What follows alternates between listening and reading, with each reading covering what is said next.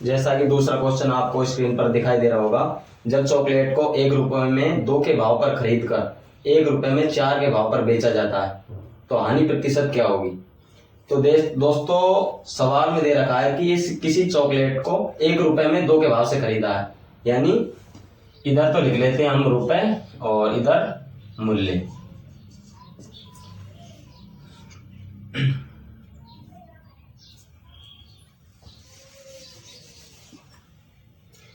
तो दोस्तों question number second, जब चॉकलेट को 1 रुपए में 2 के भाव से खरीदा जाता है और 1 रुपए में 4 के भाव से बेचा जाता है तो हानि प्रतिशत क्या होगी। यानी चॉकलेट की जो खरीद है वो कैसी है, 1 रुपए में 2, 1 रुपए में नंबर ऑफ 2 चॉकलेट आती है और उसे बेचा किस हिसाब से जाता है, 1 रुपए में नंबर ऑफ 4 के भाव से बेचा जाता है तो ऑब्वियसली हानि होने वाली है। देखिए कैसे होगा क्वेश्चन। इधर तो लिख लेते हैं दोस्तों रुपए और इधर लिख लेते हैं संख्या, यानी संख्या।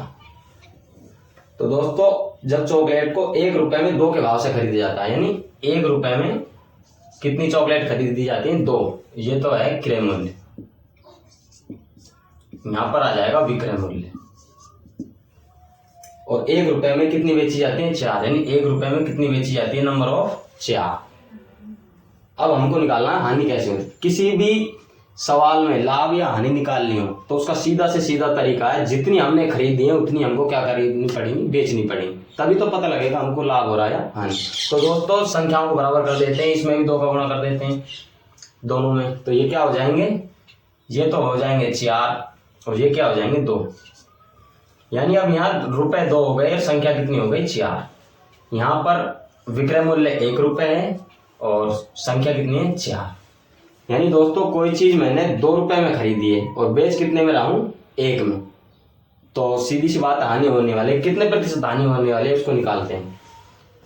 हानि प्रतिशत, हानि प्रतिशत का सूत्र क्या होता है दोस्तों, विक्रय मूल्य माइनस क्रय मूल्य, यानी विक्रय मूल्य में से क्रय मूल्य घटा, यानी 1 में से 2 गए तो 1 बटे में क्रय मूल्य, क्योंकि जो लाभ और हानि होती है वो हमेशा किस पर होती है, क्रय मूल्य। तो इसमें कितने का भाग देना पड़ेगा, क्रय मूल्य यानी 2 का, और गुणा 100 बराबर 100 में 2 का भाग दे लीजिए 50%। हाँ, ये मेरे सवाल का आंसर।